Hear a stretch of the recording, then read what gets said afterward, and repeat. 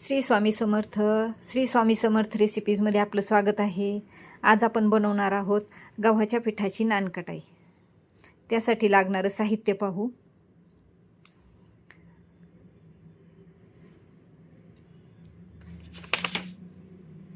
एक वाटी गव्हाचं पीठ, अर्धी वाटी डाळीचं पीठ, पाव वाटी रवा,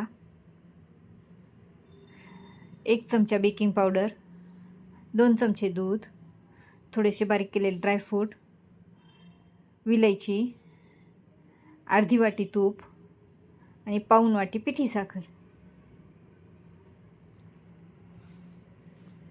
आता अगोदर एका बाउलमध्ये अर्धी वाटी तूप टाकू.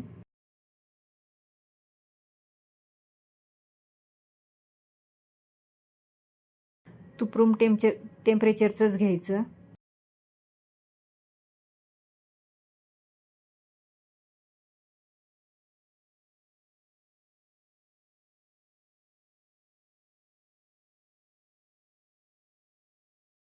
आता याला छान थोडंसं असं फेटून घ्यायचं तुपाला, म्हणजे ते थोडंसं असं मऊ होतं, रवाळा रवाळा राहत नाही.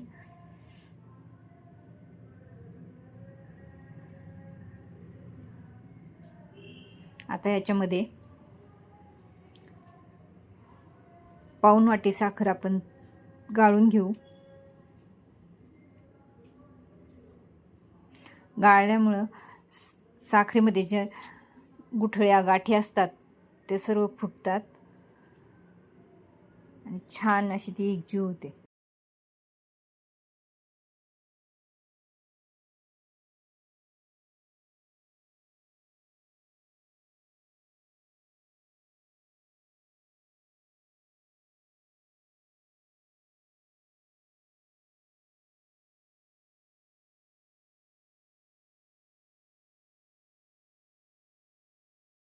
आता हे मिश्रण एकजीव करून घ्यायचं.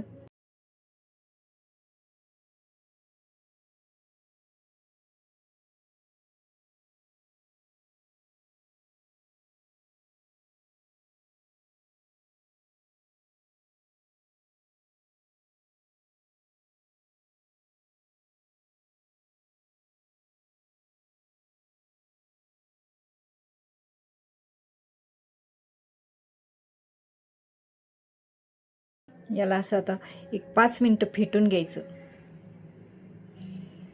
छान असं 5 मिनिटं फेटून घेतलं की त्याचा हा पिवळा कलर आहे तो पांढरा व्हायला लागतो. कलर बदलूपर्यंत फेटून घ्यायचं असं, म्हणजे ते हलकं हलकं मिश्रण होतं. पहा आता कसा पांढरा कलर आला आहे, त्याला मिश्रण असं हलकं झालं आहे. आता हे चेक करायचं. एका वाटीमध्ये पाणी घ्यायचं, त्यामध्ये थोडंसं मिश्रण टाकून पाहायचं. वरती तरंगलं की समजायचं मिश्रण परफेक्ट झालं आहे. असं फेटल्यामुळं आपली बालुशाही एकदम अशी खुसखुशीत आणि फ्लफी होते. आता त्यामध्ये 1 वाटी गव्हाचं पीठ, याच वाटीने मी सर्व मेजरमेंट घेतलं आहे. ज्या वाटीने गव्हाचं पीठ घेतलं आहे त्याच वाटीनं अर्धा वाटी डाळीचं पीठ घेतलं आहे आणि पाव वाटी रवा घेतला आहे.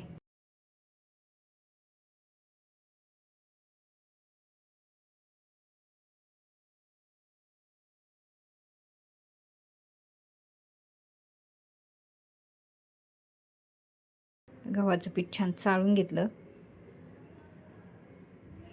आता ह्याच्यातच डाळीचं पीठ चाळून घेऊ.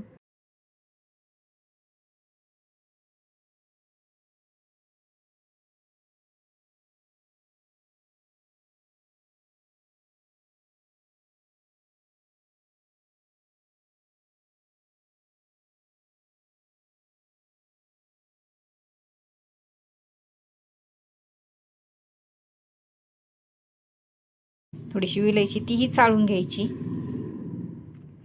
आणि बेकिंग पावडर 1 चमचा.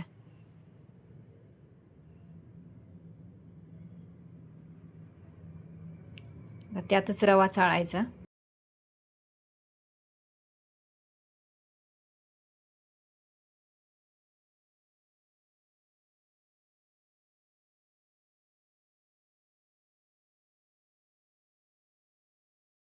आता हे चमच्याने छान मिक्स करायचं. अगोदर चमच्यानंच थोडंसं मिक्स करून घ्यायचं.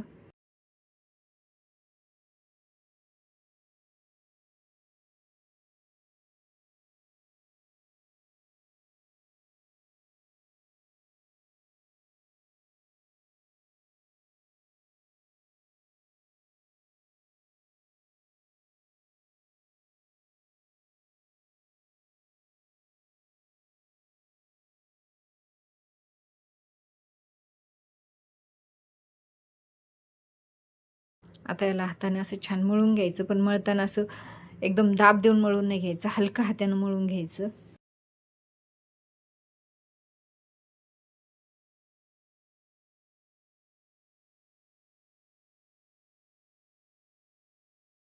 असं हळूहळू हलक्या हाताने असं त्याचा गोळा तयार करून घ्यायचा.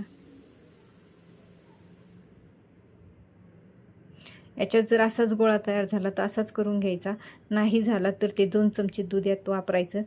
नाही लागलं तर नाही वापरायचं. तर मला 2 चमचे दूध लागलं. कणिक आणि रवा फुगल्यामुळं मला 2 चमचे दूध टाकावं लागलं. आता असा छान गोळा तयार झाला. त्याच्या आता आपण छान अशा हातावर नानकटाई बनवून घेऊ.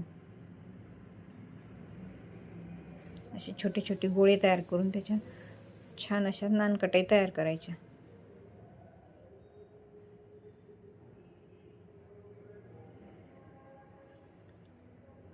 त्यावर अशी थोडीशी ड्रायफ्रूट लावायची. थोडे क्रश करून घेतलेले ड्रायफ्रूट आहेत. अशी नानकटाई आप्पे पात्रात ठेवायची. आता ही आपण आप्पे पात्रात बेक करून घेणार आहोत.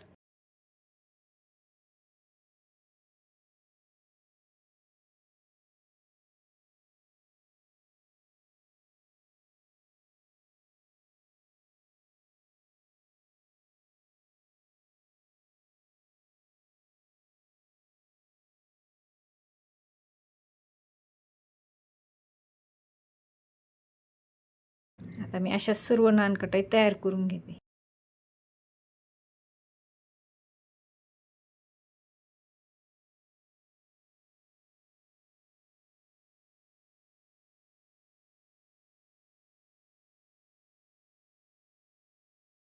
आता मी तव्यावर आप्पे पात्र मांडलंय आणि त्यावर झाकण ठेवलंय. आता हे 20 मिनिटं बेक करून घेऊ. लो फ्लेमवर 20 मिनिटं बेक करून घ्यायचे ह्या नानकटाई, एकदम मंद आचेवर. हे पहा आता 20 मिनिटं झालीत. नानकटाई किती छान झाली आहे पहा.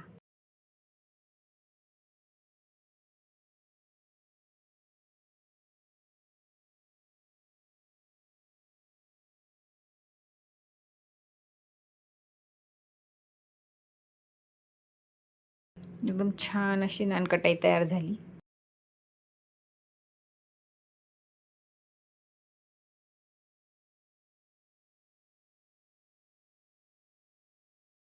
पहा आपण सर्व नानकटाई काढून घेतली.